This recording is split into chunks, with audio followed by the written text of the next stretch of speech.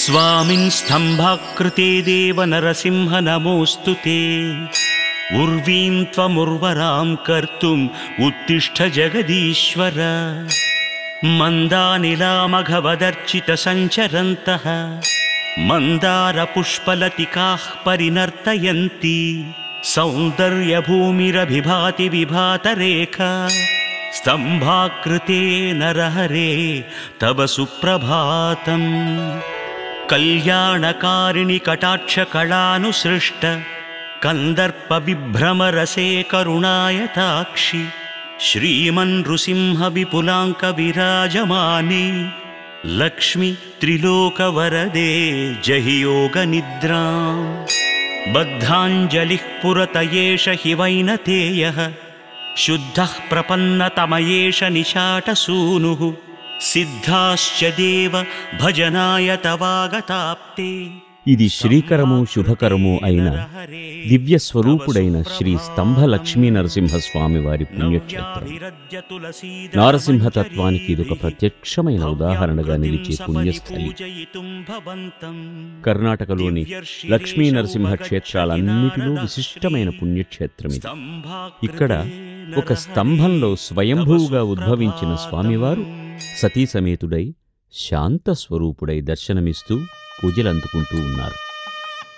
మహామహిమాన్వితమైన ఈ దివ్యక్షేత్రం దర్శన భాగ్యం పొంది స్వామిని ఉపాసించే భక్తులకు సకల సౌభాగ్యాలు సుఖ సంతోషాలు లభిస్తాయి.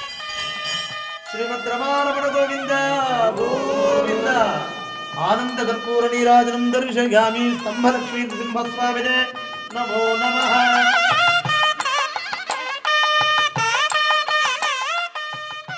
ధర్మరక్షణ కోసమై శ్రీ మహావిష్ణువు అనేక అవతారాలను ధరించారు. నరమృగ రూపంలో తన భక్తులను కాపాడడానికి అవతరించిన అద్భుత రూపమే శ్రీ నరసింహావతారం.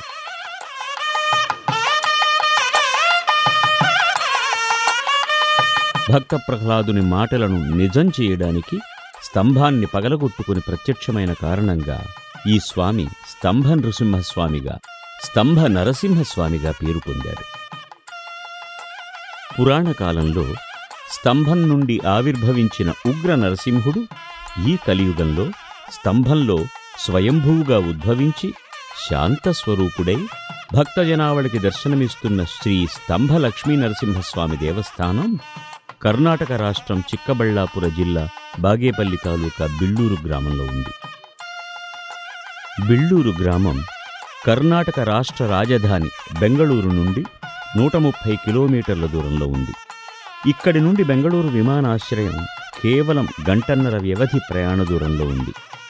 ఆంధ్రప్రదేశ్ రాష్ట్రానికి చెందిన భక్తులు ఇక్కడికి రావాలంటే అనంతపురం జిల్లా హిందూపురం నుండి కేవలం 60 కిలోమీటర్ల దూరం మాత్రమే. బిళ్ళూరు గ్రామం చిన్నదైనా శ్రీ స్తంభలక్ష్మీ నరసింహస్వామి దివ్య సాన్నిధ్యంలో ఉన్న కారణంగా దేశంలోని ఆస్తిక జన సమూహానికి చేయెత్తి పిలుస్తూ స్వాగతం పలుకుతూ వాసికెక్కింది. మహామహిమాన్వితమైన ఆలయాల సమాహారమైన బిళ్ళూరు ఆధ్యాత్మిక కేంద్రంగా, ధార్మిక ధామంగా రూపొందుతోంది. మన రాష్ట్రంలోని నారసింహ భక్తులు కదిరి నరసింహస్వామిని దర్శనం చేసుకున్న అనంతరం అక్కడి నుండి నేరుగా బిళ్ళూరు వెళ్లి ఈ స్తంభలక్ష్మీ నరసింహ క్షేత్రాన్ని కూడా సందర్శించుకుని కృతార్థులవుతున్నారు. ఈ కదిరి పట్టణం నుండి బిళ్ళూరు గ్రామానికి కేవలం 40 కిలోమీటర్ల దూరం. నా పేరు శ్రీనివాసులు, మాది కదిరి అనంతపురం జిల్లా. ఇక్కడ దేవస్థానానికి మేము వస్తాము. బిళ్ళూరు దేవస్థానం చాలా బాగుంది. ఈ గుడిని ఒకసారి చూసిన వాళ్ళు రెండోసారి మళ్ళీ వస్తామనుకుంటారు సార్. ఖచ్చితంగా అంతా ఇక్కడ చాలా పవిత్రం ఉంది సార్. చాలా అనుకున్న కోరికలు ఖచ్చితంగా నెరవేరుతాయి సార్. ఈ చుట్టుపక్కల ప్రాంగణము వారే కాకుండా ఈ చిక్కబళ్ళాపూర్కు మాత్రమే సంబంధించిన స్వామి కాదు ఇక్కడ. కనుక సాక్షాత్తు ఆయన గరుడారూఢుడై వచ్చినటువంటి ఆ స్వామి ఇక్కడ స్వయంభువుగా వెలిశాడంటే ఈ మొత్తం ఈ జిల్లానే కాకుండా, ఈ ప్రాంతమే కాకుండా, ఈ రాష్ట్రమే కాకుండా ఈ ప్రజలందరినీ కూడా, ఈ భక్తాదులందరినీ కూడా ఆయన బ్రోచడానికే వచ్చారు. కనుక ఆనాడు ప్రశాంత చిత్తుడైన తర్వాత, ప్రహ్లాదుని స్తుతిని పొందిన తర్వాత ప్రశాంత చిత్తుడైనటువంటి ఆ లక్ష్మీ నృసింహస్వామిగా ఇక్కడ కొలువబడుతున్నాడు. కాబట్టి అలాగే మనందరము కూడా చేత కూడా స్తుతింపబడి ఆ స్వామి మరొక్కసారి మనందరినీ కూడా శాంత చిత్తుడై శాంతాకారం భుజగశయనం అన్నట్లుగా ఆ పరమేశ్వరుడు ఆ లక్ష్మీ నృసింహస్వామి మనందరినీ బ్రోచుగాక అని ఒక్కసారి ఆకాంక్ష చేస్తూ జయోస్తు పలుకుతున్నాను. జయోస్తు, జయోస్తు, జయోస్తు. బిళ్ళూరు కొండ మీద వెలసిన శ్రీ స్తంభలక్ష్మీ నరసింహస్వామి దేవస్థానం కొంతకాలం పాటు నిరాదరణకు గురైంది. అటువంటి సందర్భంలో ధర్మరక్షణార్థమై భక్తులను ఉద్ధరించడానికై ఇక్కడ వెలసిన శ్రీ స్తంభలక్ష్మీ నరసింహస్వామి దేవాలయ జీర్ణోద్ధరణకై నడుం కట్టినవారు శ్రీ కోడూరు రామమూర్తి దంపతులు.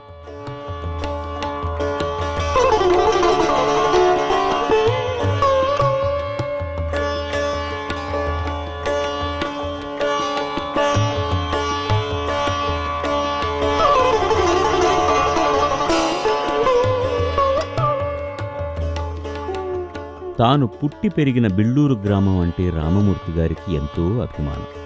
ఈ ఊరి పట్ల వారికి అపారమైన ప్రేమ.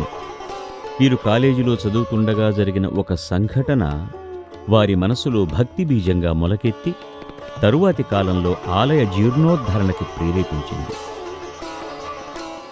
ఏంటంటే ఒక్కరోజు నేను కాలేజీ చదివే రోజుల్లో బస్సుకని బస్ స్టాప్కి వచ్చాను, బిళ్ళూరు బస్ స్టాప్కు.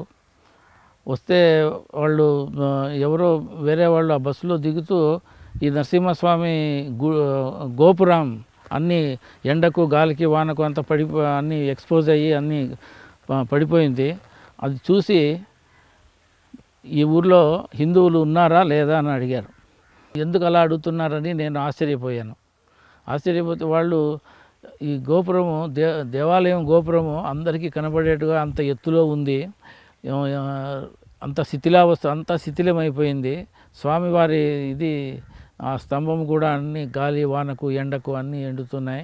సో దాన్ని పట్టించుకునే నాథుడు ఎవరు లేరా అని అడిగాడు. అడిగితే అయితే అప్పుడు నేను ఇంకా స్టూడెంట్, నా చేత కాదు, చాలా సిగ్గుతో తల ఉంచుకున్నాను. కాలేజీ చదువులు అయిపోయాయి, తర్వాత ఉద్యోగాలకు చేరాను. చేరినా కానీ నాకు ఆర్థిక స్తోమత లేదు. అయితే ఈ దేవాలయాన్ని భద్రపరచాలని, మంచిగా జీర్ణోద్ధారం చేయాలని మనసులో బాగా నాటుకుపోయింది నాకు. అందువల్ల నేను ఎక్కడ గల్ఫ్లో పనిచేశాను, తర్వాత ఆస్ట్రేలియాలో పనిచేశాను. గత 26 ఏళ్ళుగా ఆస్ట్రేలియాలో ఉన్నాను. దేవుడు నాకు ఆర్థిక స్తోమత ఇచ్చినప్పుడు చేయాలని ఉండింది. అప్పుడు సరే మనం ఈ గోపురం అన్నా ఒకటి కట్టిద్దాము అని దాన్ని సంకల్పించి దాన్ని ప్రారంభించాను. అయితే పాత గోడలు అన్నీ కూడా తనకు తానే అన్నీ పడిపోతున్నాయి అన్నీ కూడా. సో అది కొత్త గోడలతో కొత్త నిర్మాణమే కావాల్సి వచ్చింది. అయితే పని ప్రారంభించాక నేను ఆపడానికి నాకు మనస్సు నిలవలేదు. ఆ దేవుడు కూడా నాకు ఒక అవకాశాన్ని ఇచ్చాడు, అలాగే నాకు ఆ శక్తిని ఇచ్చాడు. సుమారు 500 ఏళ్ల కిందట శ్రీకృష్ణదేవరాయలు మన పెనుగొండ రాజధానిగా పాలిస్తున్నప్పుడు ఇక్కడ విద్యారణ్యపురం తన గురువు గారి దగ్గరికి వెళ్ళేవారట. ఇక్కడ బస చేసి ఈ స్వామివారి సేవ చేసుకుని వెళ్ళేవారట. వాళ్ళు ఈ కళ్యాణ మంటపం మాత్రం శ్రీకృష్ణదేవరాయలు జీర్ణోద్ధరించారని ఒక చరిత్ర ఉంది. ఆ తరువాత ఇంకా మళ్ళీ అంతా శిథిలమైపోయింది, అన్నీ ఇదైంది. అందుకని ఇక్కడ రావడానికి కూడా త్రాగటానికి నీళ్లు కానీ అన్ని రాళ్ళు ముళ్ళు అన్నీ ఇలా ఉండేది. ఇప్పుడు అన్నీ కూడా మన కాంక్రీట్ రోడ్స్ వేయించాను, చెట్లు నాటించాను, తర్వాత బోర్వెల్స్ నీళ్లు వాటర్ అన్నీ కూడా ఒక సెక్యూరిటీ అన్నీ కల్పించే శక్తి నాకు దేవుడిచ్చి దీన్ని చేస్తున్నాను. ఆ ప్రేరణతోనే ఇవన్నీ జరుగుతున్నాయి. ఆ స్వామివారు నాకు ఈ అవకాశాన్ని ఇచ్చారు అని నా నమ్మకం. శ్రీ రామమూర్తి గారు ఈ ఊరికే కలశంలా ఉన్నప్పటికీ శిథిలావస్థలో ఉన్న ఆలయ జీర్ణోద్ధరణ చేయాలనే సంకల్పం వహించి దానిని ఆచరణలో పెట్టారు. దేవాలయ జీర్ణోద్ధరణ అంటే అది ఒక ధార్మిక విధి విధానాలకు ఏమాత్రం చేటు జరగకుండా నిర్వహించవలసిన సున్నితము సుదీర్ఘము అయిన కైంకర్యం. లెక్కలేనంత ధనం కావలసి వస్తుంది. స్థానిక ప్రజలు, ప్రభుత్వాల సహకారం కూడా అవసరం అవుతుంది. వీటన్నిటికంటే ఎక్కువగా అపారమైన భక్తి శ్రద్ధలు, కఠినమైన పరిశ్రమ అవసరమవుతాయి. వీటన్నిటికీ వెరవకుండా దేవాలయ కైంకర్యానికి కంకణం కట్టుకున్నారు ఆయన. శ్రీరామమూర్తి కార్యదీక్షా తత్పరత కారణంగా శ్రీ స్తంభలక్ష్మీ నరసింహస్వామి దేవాలయం పునరుద్ధరింపబడి అనుదిన ప్రవర్తమానం అవుతున్నది. శ్రీ స్తంభలక్ష్మీ నృసింహదేవతా ప్రీత్యర్థం యథాశక్తి యథోపచార పుష్పార్చన హారతి పూజాంచ కరిష్యే. ఆదౌ త్రివృద్ధ పరిసమాప్త్యర్థం శ్రీ మహాగణాధిపతి ధ్యానం చ కరిష్యే. తదంగ కలశారాధనం చ కరిష్యే. కలశం గంధ పుష్పాక్షతైరభ్యర్చ్య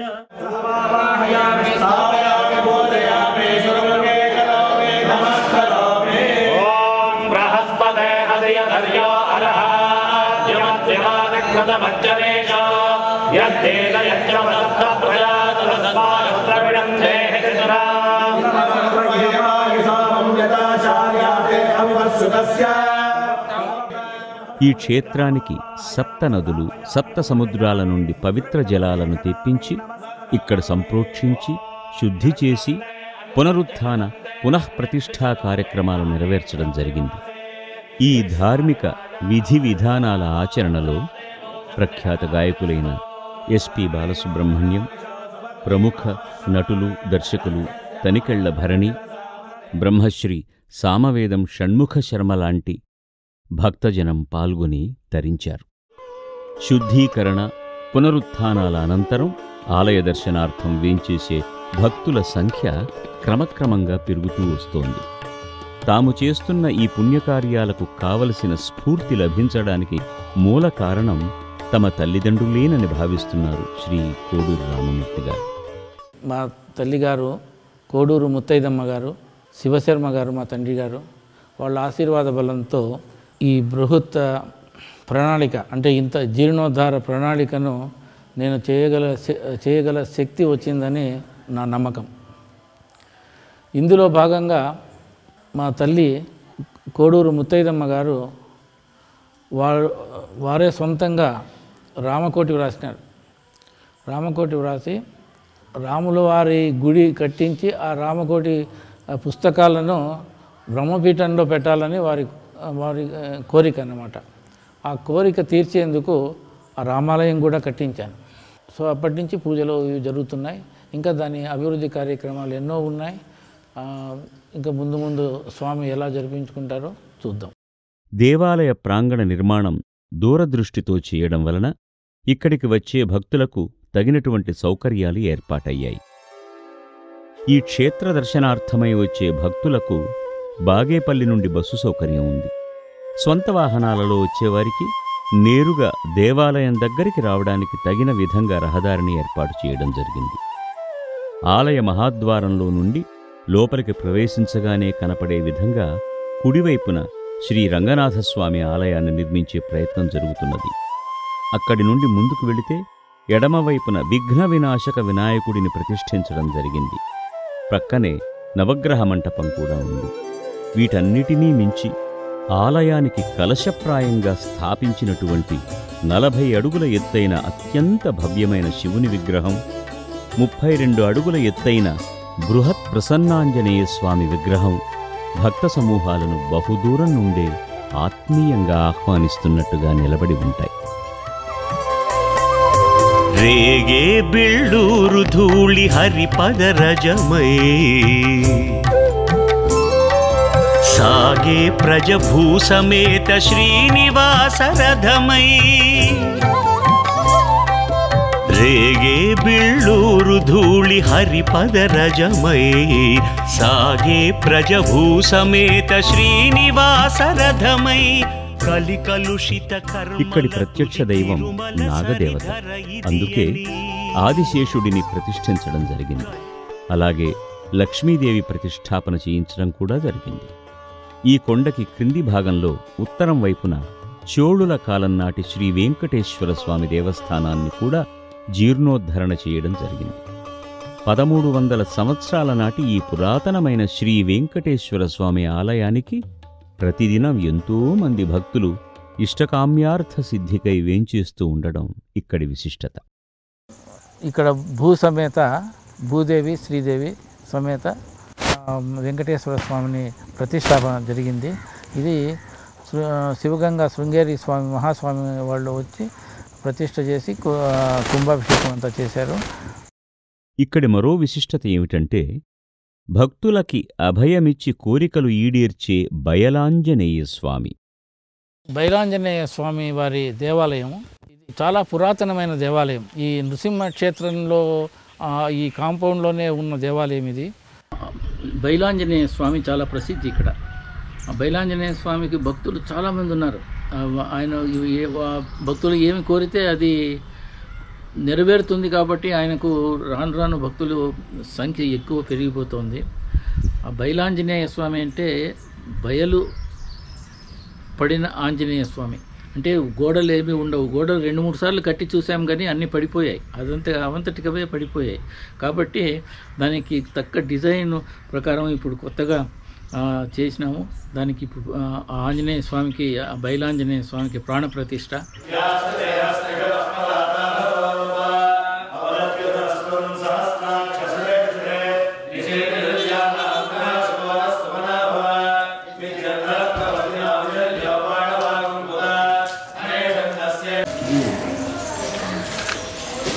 స్వామి పేరు బైలాంజనేయ స్వామి. బైలాంజనేయ స్వామి అంటే అంత బయల్లో ఉండే స్వామి అంటే గోడల మధ్యలో కాకుండా, అందుకని ఆ కాన్సెప్ట్తో ఇట్లా డిజైన్ చేశాను. డిజైన్ చేసి నేనే ప్లాన్ చేసి ఇట్లా ఈ రకంగా బిల్డ్ చేస్తాను. దాంట్లో బైలాంజనేయ స్వామి పైన చాలామందికి ఇక్కడ లోకల్గా ఈ పల్లెల్లో అందరికి కూడా చాలా నమ్మకం ఉంది. స్వామి పైన చాలా భక్తి శ్రద్ధలతో వచ్చి పూజలు చేస్తారు. ఈ మెంటలీ డిస్టర్బ్ పీపుల్ ఎవరైనా ఉంటే, అంటే ఈ గ్రహశక్తి ఉండేవాళ్ళకి చాలా ప్రభావం ఉండేవాళ్ళకు మేలవుతుందనే ఒక ప్రతీతి ఉంది. సో మంగళవారాలు శనివారాలు ఇక్కడ ఎక్కువ భక్తులు వస్తుంటారు.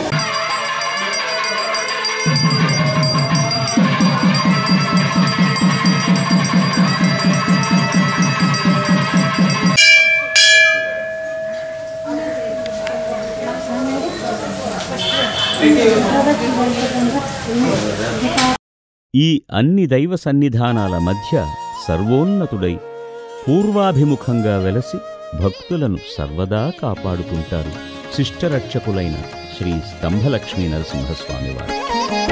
నరసింహపదం వరమంత్రమిదం భయవిఘ్నహరం భవభావహరం తవ నామ వదామి సదా మనస శరణాగతమేవ విలోకయ మాం.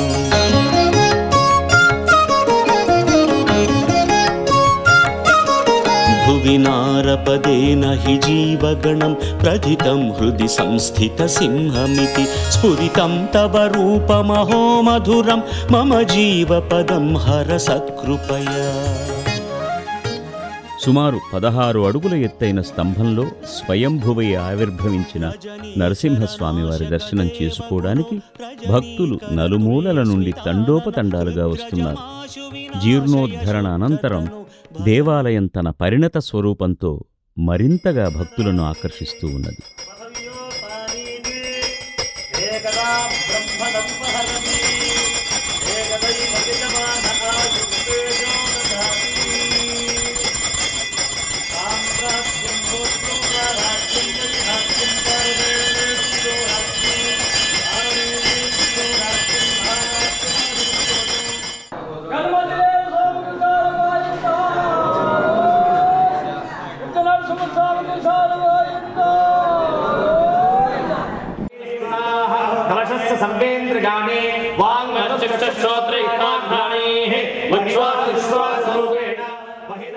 జీర్ణోద్ధరణ సంపన్నం అయిన తర్వాత దేవాలయంలో ప్రఖ్యాత ఆధ్యాత్మిక ధార్మిక పండితుల చేత హోమాలు, యాగాలు, దోష పరిహార పూజలు జరిపించారు శ్రీరామమూర్తి గారు.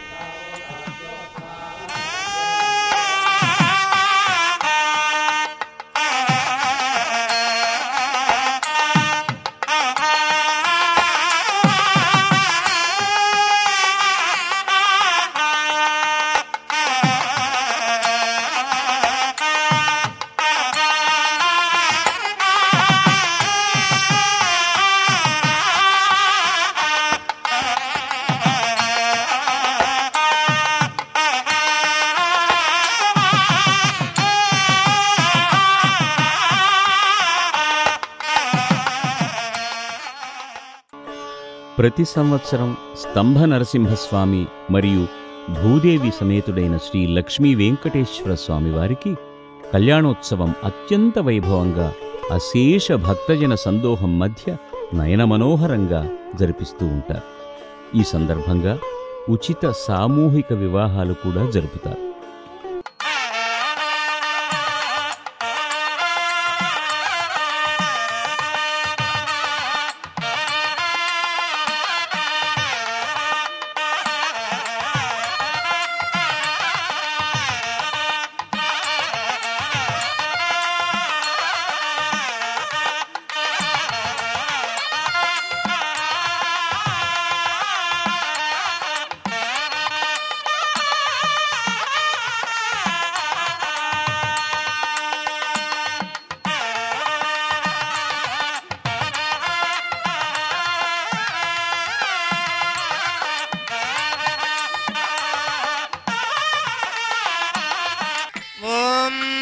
ప్రజాపతి సోమగుం రాజానమసృజత తంత్రయో వేద అన్నవసృజ్యంత తాన్ హస్తే కురుత అథ సీతా సావిత్రీ మాంగళ్యం తంతునానేన లోకరక్షక హేతునా కంఠే బధ్నామి సుభగే రక్షమాం భువనత్రయం మాంగళ్యధారణ ముహూర్త సుముహూర్తో అస్తు.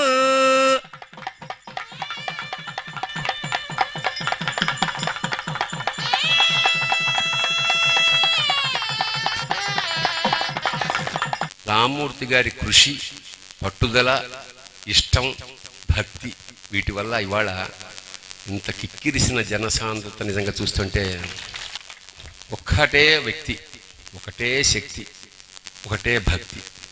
ఇవాళ ఈ దేవాలయం ఇంత వైభవంగా జరగడానికి కారణం అది పూర్వజన్మ సుకృతం. ఇవాళే ఇంత జనం ఉన్నారంటే ఇంకొక 5 ఏళ్లకి ఇక్కడికి రావాలంటే మరి తిరుపతిలాగా అయిపోతుందేమో, ఇది కూడా అవ్వాలని మనస్ఫూర్తిగా ఆకాంక్షిస్తుంది. శ్రీ రామమూర్తి రాధా దంపతులకు లక్ష్మీనరసింహ స్వామి వారి ఆశీస్సులు శతథా సర్వథా ఎప్పుడూ ఉండాలని. ఎందుకంటే ఎక్కడో జీర్ణదశలో ఉన్నటువంటి ఈ దేవాలయాన్ని గత 2-3 సంవత్సరాలుగా ఎవరి దగ్గర ఒక్క పైసా యాచించకుండా ఇంత అత్యద్భుతమైనటువంటి ఒక క్షేత్రంగా తీర్చిదిద్దిన ఆ పుణ్యం వారికి, వారి కుటుంబానికే మాత్రం కాకుండా మనందరికీ కూడా పంచాలనేటువంటి సదుద్దేశంతో ఈ కార్యక్రమాన్ని వాడు ఏర్పాటు చేశారు. వయసులో చిన్నవాడు నా సోదరుడు కాబట్టి చిరంజీవ అని చెప్తూ, హే కామిని కామితాకార కారుణ్యధార నవాంకూర సంసార సంతాప నిర్వాపణ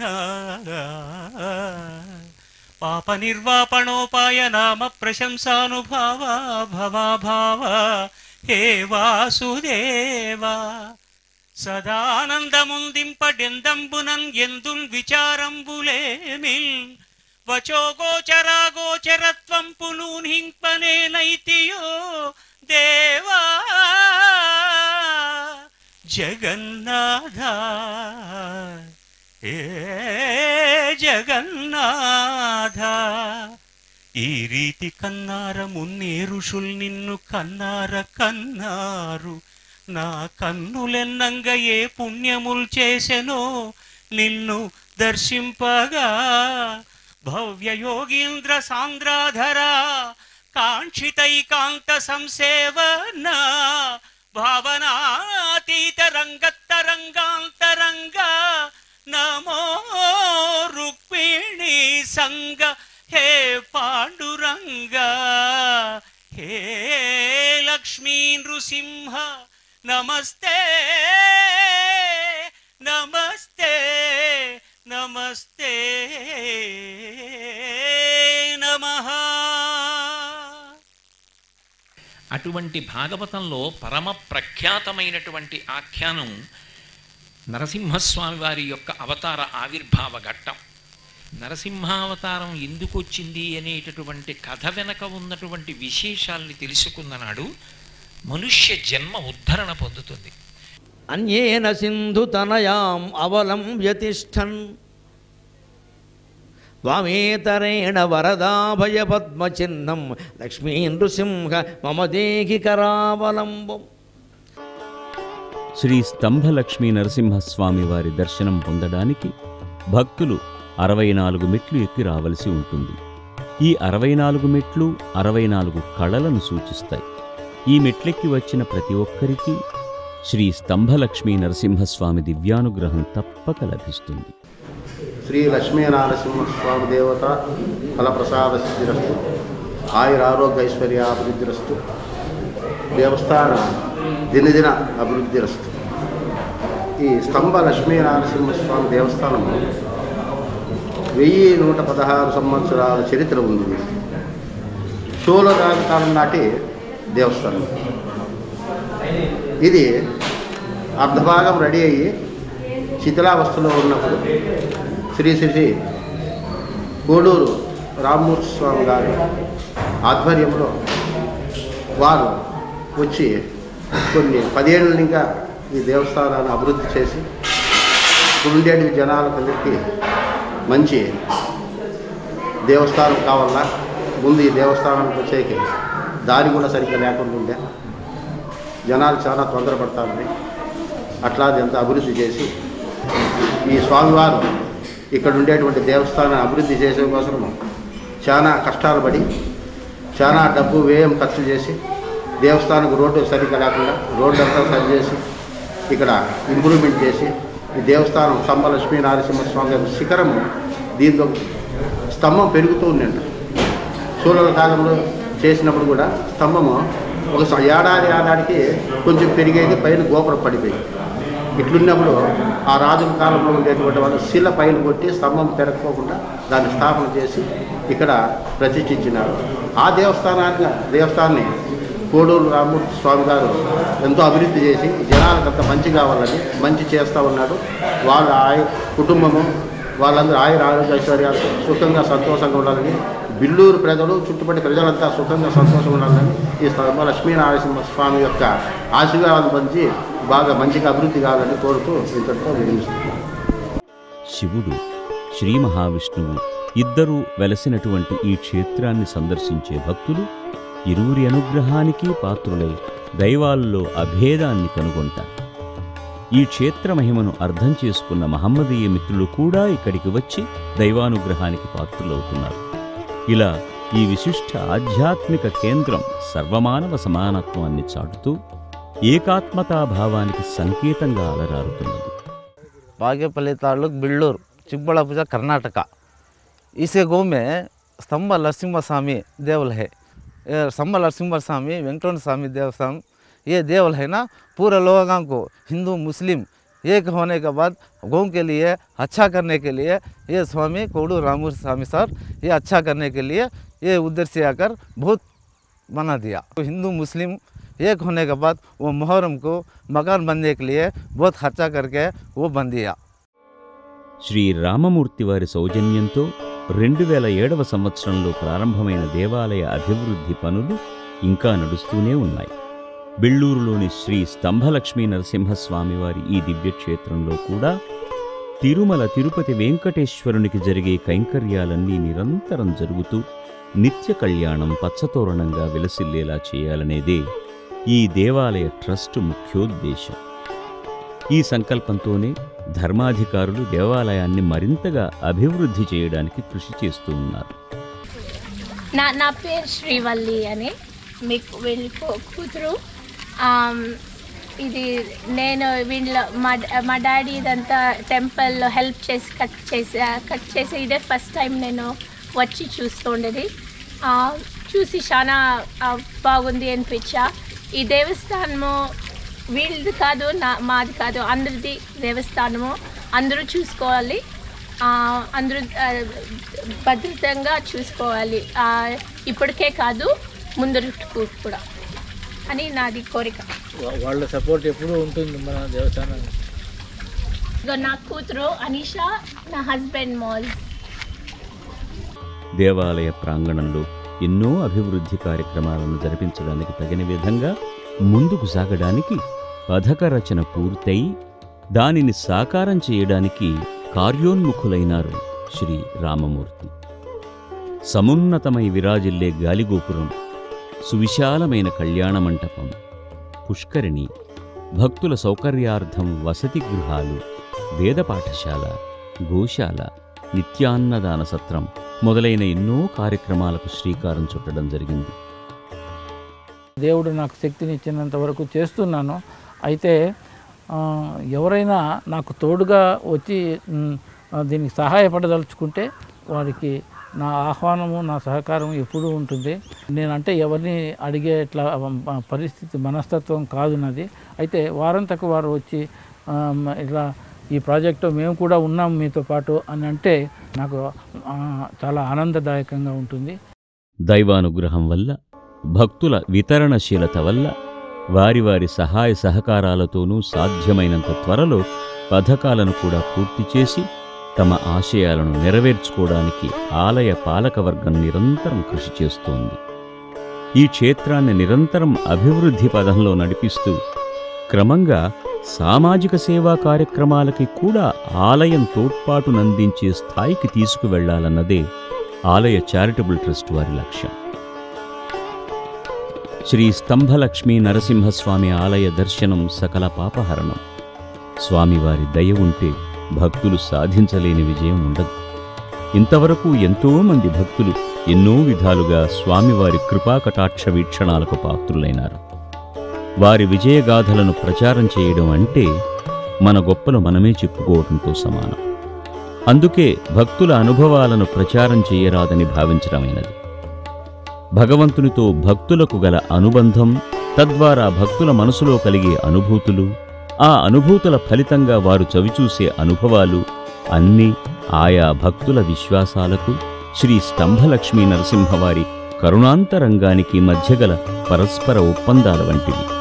కనుక వాటిని ప్రచారం చేయడం కంటే ఆ ఆంతరంగిక అనుబంధాన్ని పటిష్టం చేసుకోవడానికి భక్తులను ఆహ్వానించి స్వామివారి సామీప్య సిద్ధిని కల్పించడమే ప్రధానమనే భావనతో 50 మంది భక్తులని బిళ్ళూరుకు ఆహ్వానించడమైనది.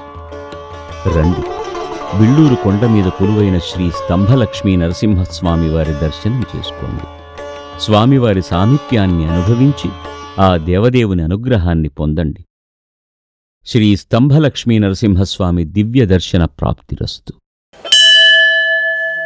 సకల విద్యాబల ఆయురారోగ్య ఐశ్వర్యాభివృద్ధిరస్తు. ఇష్టకామ్యార్థ సిద్ధిరస్తు.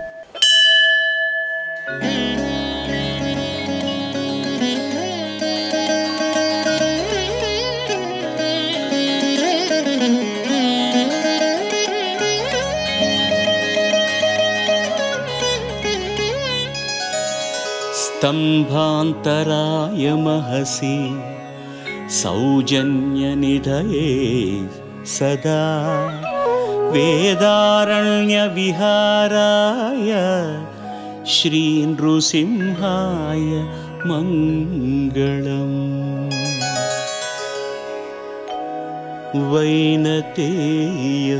वैनतेयसुवाहाय प्रह्लादवरदाय च हिरण्यकशिपुच्छेत्रे श्री नृसिंहाय मङ्गलम्।